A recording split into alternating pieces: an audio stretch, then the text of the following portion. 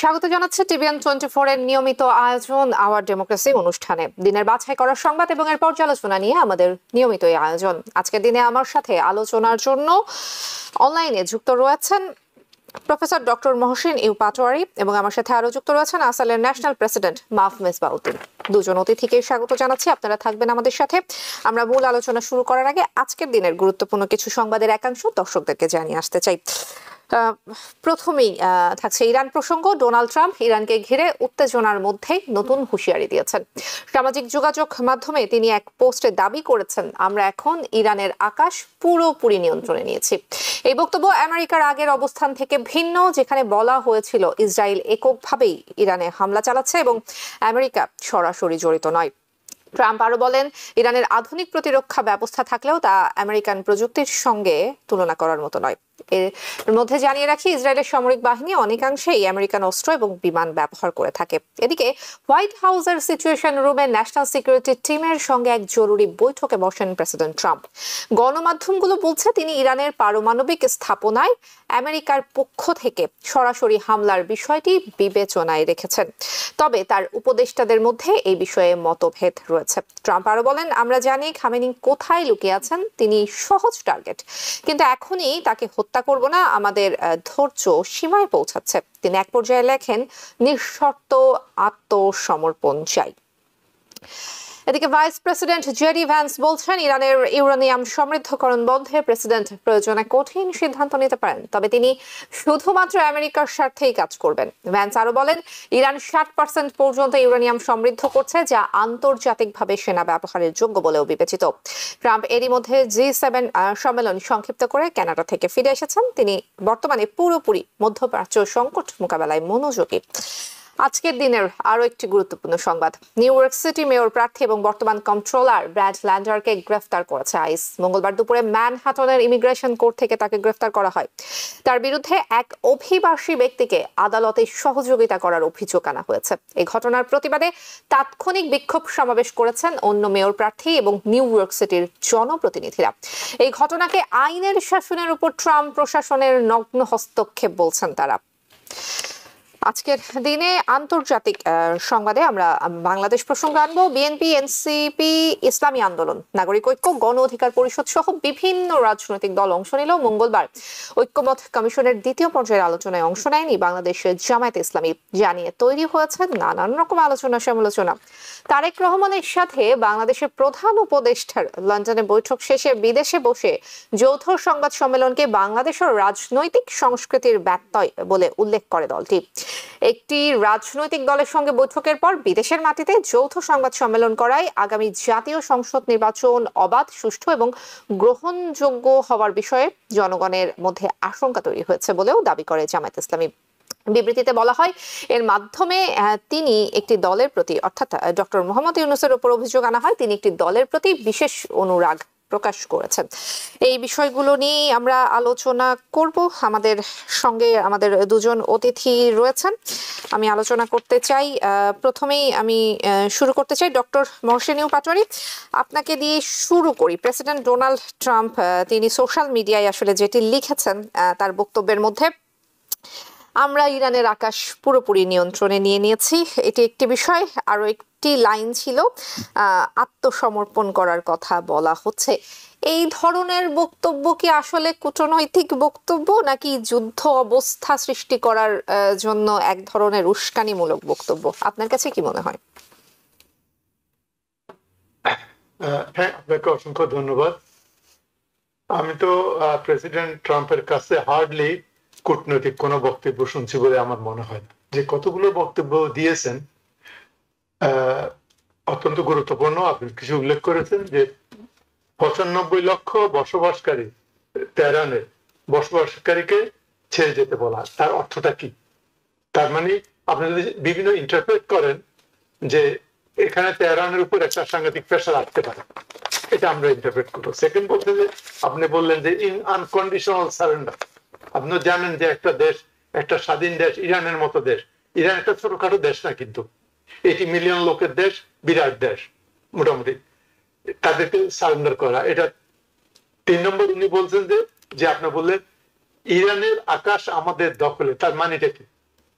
তার মানে এটা বুঝাতে চাচ্ছে যে আমরা যদি বলে থাকি যে আমরা এই যুদ্ধের মধ্যে ইনভলভ না, কিন্তু বক্তব্য বোঝা যাচ্ছে যে আমরা আসলে ইনভলভ, ইনডাইরেক্টলি অর ডাইরেক্টলি, এই বোঝা যাচ্ছে।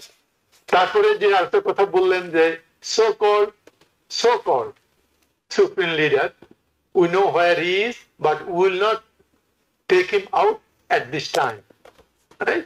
So এবং তার কয়েকদিন আগেই, 2 দিন আগেই Israel president prime minister Netanyahu আমেরিকার কাছে পারমিশন চেয়েছে যে we have very credible evidence where is Khomeini is there, we can take him out.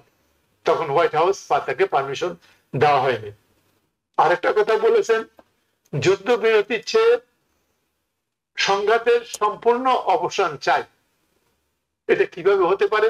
এক, কমপ্লিটলি অ্যানিহিলেশন, সারেন্ডার, তার মানে নিউক্লিয়াসটাকে সম্পূর্ণ ধ্বংস করে দেওয়া, অথবা রিজিম চেঞ্জ। আমি আসবো ওখানে। যদিও আপনার ইউএস ইন্টেলিজেন্স বলছে, তুলসী গাবার্ড যে কংগ্রেসে বলেছিল যে ইরান পারমাণবিক বোমা তৈরি করার প্রক্রিয়ার মধ্যে নাই, কিন্তু সেটা প্রেসিডেন্ট ট্রাম্প বলল আমি এটা বিশ্বাস করি না। এটা আমাদেরকে মনে করিয়ে দেয় যে ইরাক ইনভেশনের দি ওয়েপন অফ মাস ডিস্ট্রাকশনের কথা, তখন যে মিথ্যা জিনিস ছড়াইয়া যে ইরাককে অ্যাটাক করা হয়েছিল, এগুলো প্রেমিস তৈরি করা, বুঝতে পারছেন? এগুলো কিন্তু এভিডেন্স গুলো একটার পর একটা আসতেছে, রাইট? তারপরে আমেরিকার জয়েন্ট ডুয়াল যারা সিটিজেনশিপ আছে উইথ ইসরায়েল অ্যাবাউট 700,000 এবং আরব দেশগুলোতে আরো 1000 খানিকের মতো, 1000-2000 মতো আছে, তাদেরকে বলছে যে আস্তে আস্তে এখানে ছেড়ে দিতে বলছে। এই দিদার এবং এই কতগুলো বলছে, 7টা-8টা যে পয়েন্ট, উনি কনফ্লিক্টিং কথা বিভিন্ন জায়গায় বিভিন্ন জিনিস বলেছে। আমরা জানি যে উনি অনেক সময় অনেক কথা বলেন, কিন্তু এগুলোর কথা যদি আমরা সামারাইজ করি, সামারাইজ করলে দুটো জিনিস আসতে পারে আমার ধারণা। দুটো জিনিস বলতে পারে, আমেরিকা এবং ইসরায়েল মিলে ইরানের যে নিউক্লিয়ার পারমাণবিক স্থাপনাগুলো আছে তো সেগুলোকে সম্পূর্ণভাবে ধ্বংস করে দেওয়া। কারণ ইসরায়েলের সেই ক্ষমতা নাই। ইসরায়েলের কাছে আপনার 30,000 পাউন্ডের যে বাস্টার বম সেটাও নাই, এটা আগে চাইছিল, তাদেরকে দেওয়া হয়নি। আর ওই বোমা ক্যারি করার জন্য যে আপনার স্টেলথ বোম্বার দরকার B-52 সেটাও নাই। সুতরাং ওটা যদি করতে হয় তাহলে ইউএস কে সাথে নিতে হবে, এবং ইউএস সেটা করতে পারে। সুতরাং one thing can be happen, এটা করে ওরা শেষ করে দিবে, সেটা হলে একদিকে ভালো। অথবা সেকেন্ড থিং যেটা এটার সাথে ওটা মোর ডেঞ্জারাস ফর রিজিয়ন, সেটা হলো আপনার যে regime change. Israel 25 years ago যে 7টা দেশের লিস্ট আমেরিকাকে দিয়েছে রিজিম চেঞ্জের জন্য, রাইট? সেই 7টা দেশের মধ্যে আপনার যে আপনার বলছিল Syria, Libya, Iran, Iraq, Lebanon, Somalia, Sudan, তার মধ্যে লাস্টটা হলো এখন ইরান। এই ইরানে যদি রিজিম চেঞ্জ করতে পারে তাহলে তাদের মোটামুটি প্রোগ্রামটা শেষ, রাইট? কিন্তু এই রিজিম চেঞ্জ করতে গেলে Iran is not same as other country. এটা একটা থিওক্রেটিক কান্ট্রি। তার মানে প্রেসিডেন্ট খোমেনি বা যে দল ক্ষমতা আছে তার মধ্যে বিরাট একটা পপুলেশন সমর্থক আছে। এই যদি আপনি এটাকে যদি ডিসলভ করেন তাহলে সিভিয়ার একটা সিভিল ওয়ার ওখানে হবে। এই সিভিল ওয়ারে সম্পূর্ণ ইরান ধ্বংস হবে, এবং এটাকে আমার ধারণা অ্যানালাইসিস যে এটা স্প্রেড করে অল অ্যারাউন্ড এটা বিস্তৃত হয়ে যাবে। এবং এটা এই জিনিসটা প্রেসিডেন্ট ট্রাম্পকে তার সিকিউরিটি এদেরকে চিন্তা করতে হবে। আমার মনে হয় কি অপশন দিবে এটা আমেরিকা জানে what is best for America, but এই সিনারিওটা কারোর জন্য ভালো হবে না, মানে এটা ছড়াই পড়বে সব দিকে, আমি এটা মনে করি। এবং এই ডেঞ্জারাস যাচ্ছে, তবে যে কোনো একটা কিছু হবে, কারণ ইরান এইভাবে সারেন্ডার করবে না, তাদের ন্যাশনাল একটা ইন্টিগ্রিটি আছে। আর যে ইরানে যে আপনার যে করলো, যে আপনার দেখেন 5টা scientist best university is one of the best in science, technology and nuclear ইয়েতে 5টা সায়েন্টিস্টকে প্রফেসরকে করেছে, এন্ড সিনিয়র জেনারেল থেকে মারা হয়েছে। সুতরাং এই যে সিচুয়েশনটা মানুষের কাছে প্যানিক তৈরি হয়েছে। যদিও চেষ্টা করতেছে, প্রাইম মিনিস্টার নেতানিয়াহু বলেছিল যে encourage people to raise up against the regime, but it's not happening. Because যখন ফরেনাররা অ্যাটাক করে, এটা কিন্তু 100 বছরের পুরানো সভ্যতা না, এটা 250 বছরের পুরানো সভ্যতা, রাইট? এবং এরা যখন আপনি ফরেন অ্যাটাক আসে তখন ইউনাইট হয়ে যান। বেশি সময় নিব না, আমি আপনি শেষ করছি না। শুধু এই জিনিসটা, এটা কিন্তু ফার রিচিং একটা কনসিকুয়েন্স হবে। এটা শুধু ইরানে থাকবে না, এটা আশেপাশের দেশে কিন্তু চলে যাবে, মিডল ইস্টে চলে যাবে।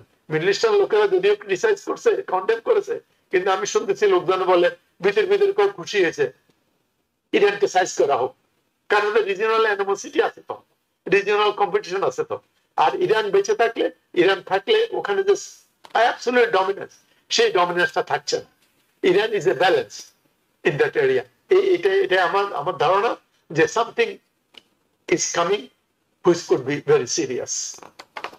জি, নিশ্চয়ই আমরা আপনার পর্যালোচনা শুনছিলাম। মেজবাউদ্দিন, ডোনাল্ড ট্রাম্পের আজকে যে পোস্ট তিনি দিয়েছেন সোশ্যাল মিডিয়াতে, we now have complete and total control of skies over Iran. ইরানের আকাশসীমা পুরোপুরি কন্ট্রোলে নেওয়ার কথা বলছে আমেরিকা। কোন দেশের সার্বভৌম আকাশসীমা দখলের ঘোষণা, এটা তো আন্তর্জাতিক আইনের পরিপন্থী হওয়ার কথা। জাতিসংঘ কিংবা অন্যান্য আন্তর্জাতিক সংস্থাগুলো নিশ্চয়ই প্রতিবাদ জানাবে কিংবা এটা নিয়ে নিশ্চয়ই কিছু হবে। আপনি কতটা আশাবাদী? জি, আসসালামু আলাইকুম। ওয়ালাইকুম আসসালাম। ধন্যবাদ, স্পেশালি প্রফেসর মহসিন সাহেব, অনেক ধন্যবাদ। উনি আমারও প্রফেসর, মানে we are good in a right position, right time. তা বিষয়টা হচ্ছে, এই বিষয়ে আলোচনা করতে গেলে ট্রাম্পকে নিয়ে আমরা প্রথম 4 বছরকে 1 মিনিটের সারমারে যদি জানি, 4 বছরে উনি 30,000 বার প্রমাণিত মিথ্যা বলেছে। 4 বছর পরে উনি এবার আবার দাঁড়ালেন, উনি বললেন উনি হওয়ার পরে 24 আওয়ার্স এর মধ্যে ইউক্রেন রাশিয়ার যুদ্ধ বন্ধ হবে। পুতিন খালি বললেই আর দেরি নেই, যুদ্ধ শেষ। তারপরে উনি বলেছেন স্পেশালি আমাদের মুসলিম যারা অস্থির হয়ে পড়েছিলেন তাকে সাপোর্ট করার জন্য, তাদের অস্থিরতাকে উনি বাড়িয়ে বললেন যে there will be 2 country solution, 2 nation solutions. Israeli Palestinian war will stop, ceasefire not needed, and as soon as he got elected তিনি বললেন যে সেখানে উনি সবচেয়ে পৃথিবীতে সুন্দর একটা সিটি আমেরিকার আন্ডারে উনি গড়ে তুলবেন। তো প্যালেস্টাইনে কোথায় যাবে, প্যালেস্টাইনে কোথায় যাবে এটা তার সাবজেক্ট না, ওনার কোনো বিষয়। মাশাআল্লাহ, মুসলমানেরা এখন কিন্তু বুঝে ফেলছেন ওইটা তারা মিশিগানের মুসলমান আর অ্যাক্রস দি আমেরিকার মুসলমান। এবং মানে যিনি ট্রাম্পকে এখনো বিশ্বাস করেন, তিনি সাধারণত ডাক্তার দেখানো দরকার। এখন ডাক্তারের খরচ তো আমরা দিতে পারবো না, সেজন্য নিতেও পারতেছি। কিন্তু আমার যেটা বক্তব্য, Trump still live. It is impossible যে একজনের আকাশসীমা তারা দখলে নিয়ে আসছে। অফকোর্স তারা ফ্লাই করে গিয়ে বোমা ফেলতে পারতেছে। সবচেয়ে পৃথিবীতে বিখ্যাত flight airlines is US. 5 of them has been down in Iran. It is Iran's whatever they have, not just with that they brought down the world best fighter jet. So it means that this war will continue for the rest of Trump's life. If Trump is now 79, I don't think he will live 100 years. This war, Iran is a country that can last this war for next 100 years. I know.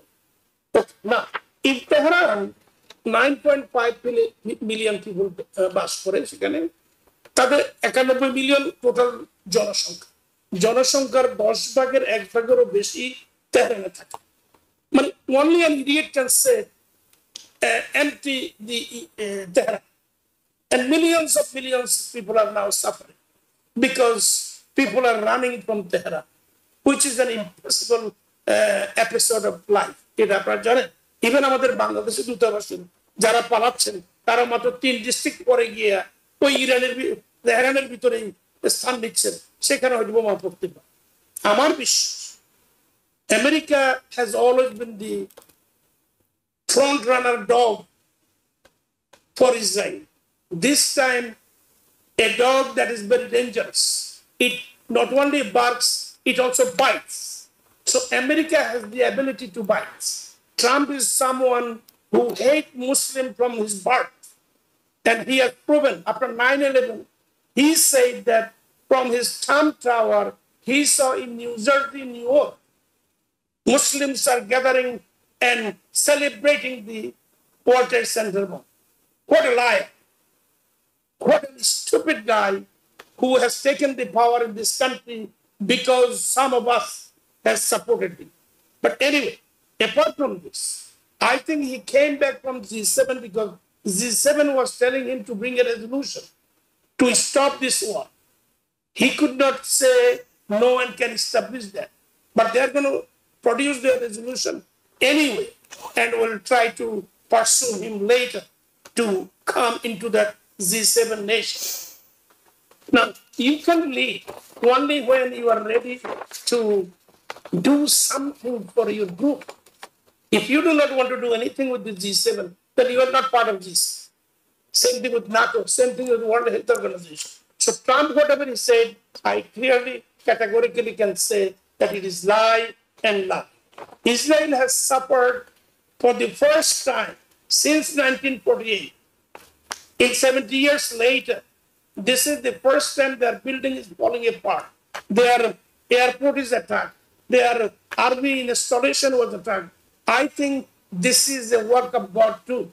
And that is what will happen. Trump can say anything he wants. His all 7 fleets is now in the Mediterranean Sea. They're going to attack, but still they cannot win. Nobody can win a war. Only it will destroy American economy and it will destroy America above around the world because they have not shown their leadership.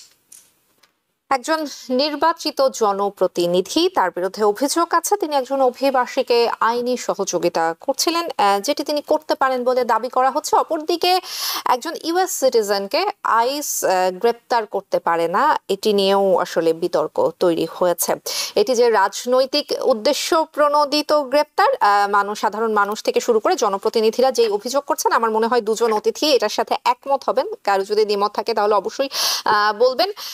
আমার প্রশ্নটি হলো, professor doctor Mohsin U Patwari, এই যে এইভাবে ক্ষমতার অপব্যবহার করে গ্রেপ্তার করা হচ্ছে এবং যেভাবে ল্যান্ডারকে আসলে আদালতের মধ্যে ধস্তাধস্তি করা হলো, যেভাবে তাকে ধরে নিয়ে যাওয়া হলো, তিনি একজন নির্বাচিত জনপ্রতিনিধি, তিনি একজন অভিবাসীকে সাহায্য করতেই পারেন।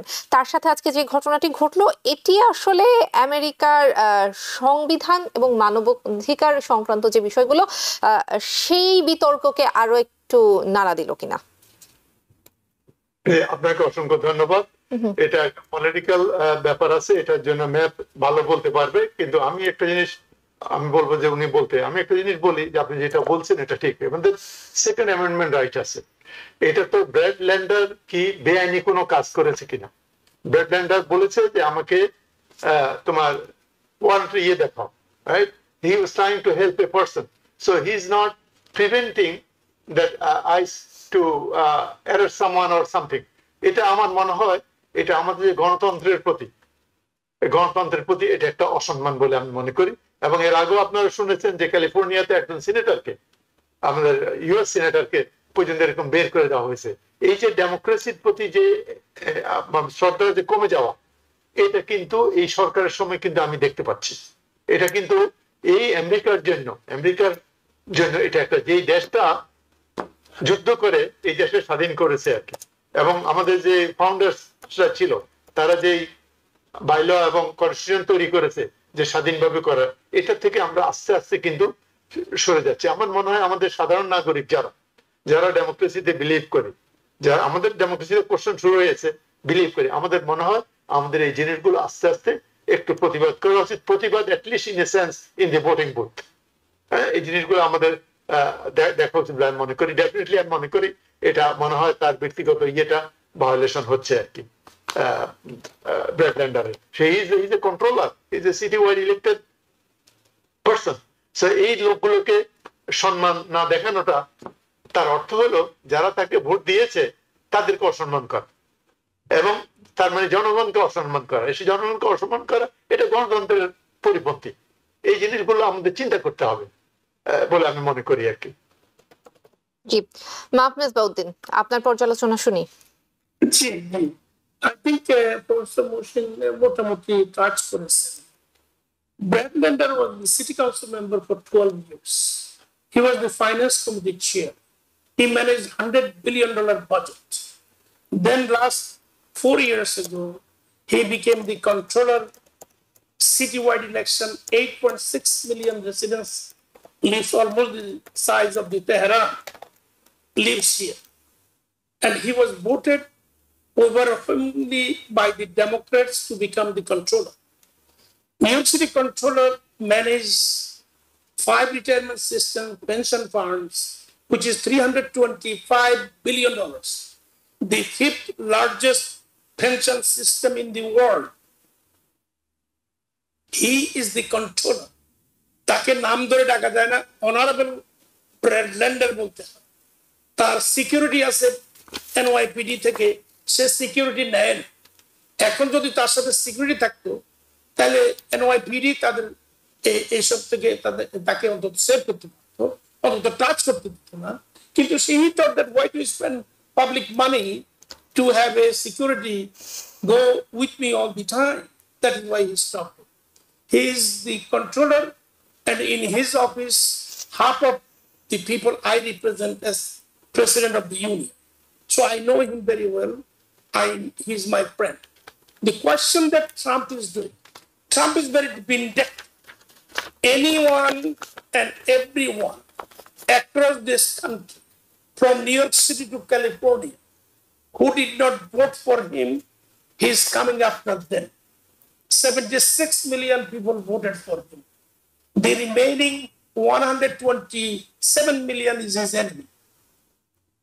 I want people to understand this, immigrants to understand this, foreigners to understand this, South Asian to understand this, religious people, Muslim, Hindu, Buddha, Christian, everybody should understand this. Mahfuz বাউদ্দিন, আমরা বিরতিতে যাব, সময় খুব কম। আপনি যেহেতু রাজনীতির মানুষ, আমি আপনাকে একটা ছোট্ট করে একটা পলিটিক্যাল প্রশ্ন করি। সেটা হচ্ছে, ডেমোক্রেট পার্টির যে এই ধরনের অবস্থা, কিংবা 2 দিন পর আমরা দেখছি যে ডেমোক্রেট বড় বড় নেতা, নির্বাচিত জনপ্রতিনিধি, নির্বাচিত নেতাদেরকে একরকমের কোণঠাসা করে ফেলা হচ্ছে, কিংবা তাদের সাথে এমন কিছু আচরণ করা হচ্ছে যেটা অনেকটা দৃষ্টিকটু রাজনৈতিকভাবে। দলের ভেতর কি নেতৃত্ব শূন্যতা কিংবা ঐক্যবদ্ধতার কোন রকম কোন সংকট কি আপনারা আসলে দেখতে পাচ্ছেন? না হলে ডেমোক্রেটিক পার্টির আসলে অবস্থান কি আজকের এই ঘটনায়? Democratic Party is getting stronger by the day after the last election, because that is what it's supposed to be, and they are making the progress. Progress is seen. Since the last presidential election, there are 3 congressional elections, all the 3 Democratic. There are 2 governors election, 2 of them Democratic. We strongly believe in the midterm election, Democrat will take over the House. But that is not where the buck stops. Buck stops with the president, who is Republican. Buck stops at the Supreme Court.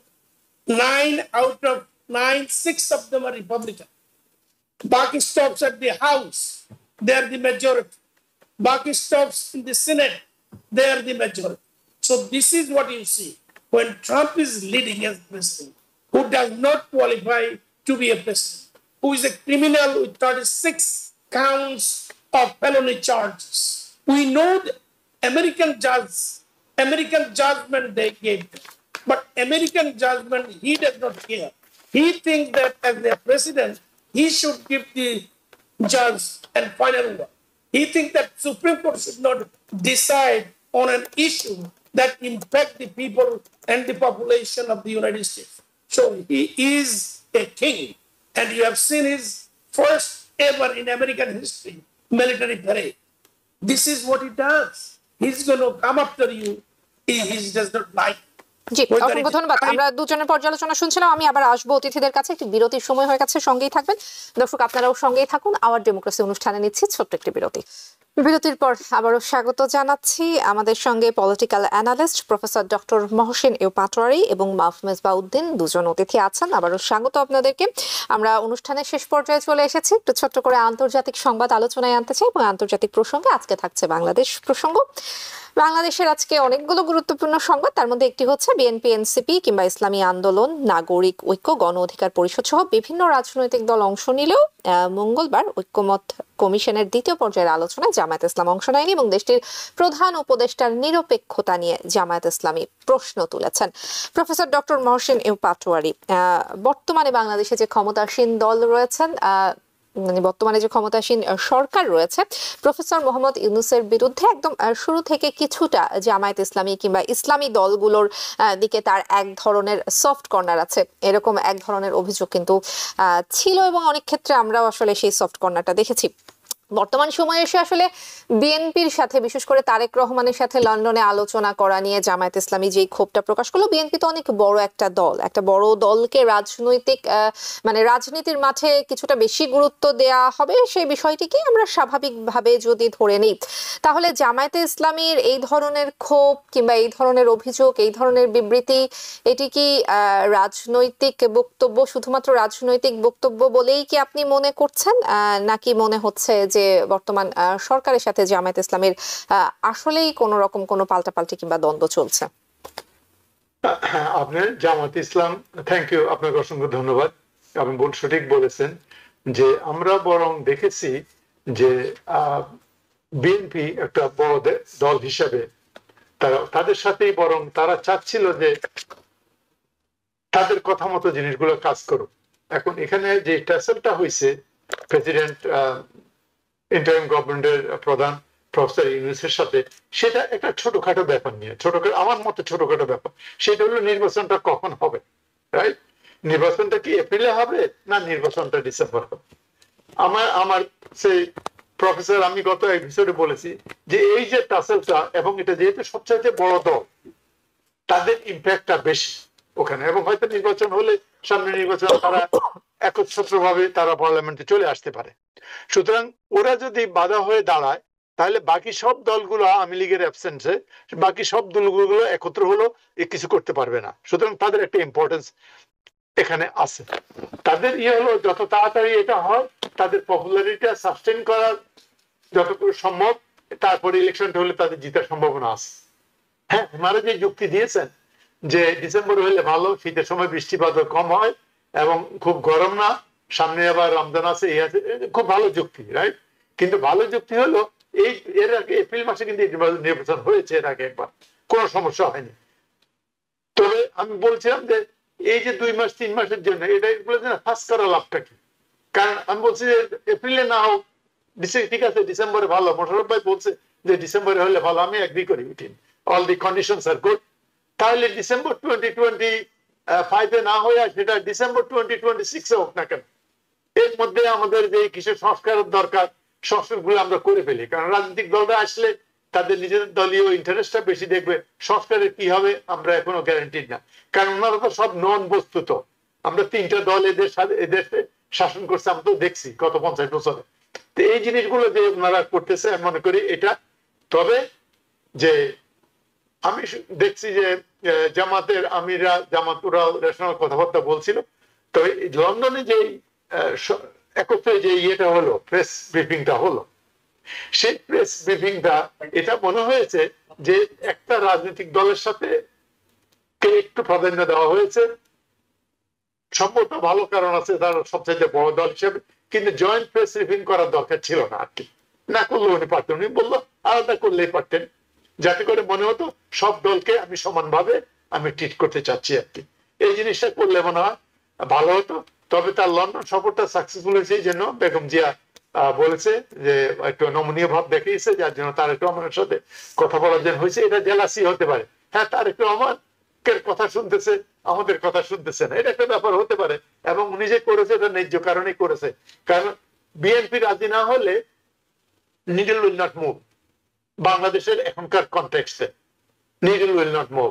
তবে ওই strategic ডিসিশনটা মনে হয় সংযুক্তভাবে press conference না করে সে আলাদা করতে পারতো, বা হোয়াটএভার আলোচনা হয়েছে বাংলাদেশে এসে বলতো যে বিএনপি এটা হয়েছে, আপনারা আসেন, সেভাবে আমরা করি আর কি, ফেব্রুয়ারির দিকে অথবা ওই সময় একটা ইয়ে করি। এটা আমার মনে হয় এটা রাজনৈতিক ভাবে এটা একটু অসুবিধা হয়েছে, but it's not a big deal. আমার মনে হয় জামাত একটু তাদের পয়েন্টটা পাবলিকের কাছে বলার জন্য এটাকে একটা ইস্যু করেছে, but it's not a big issue.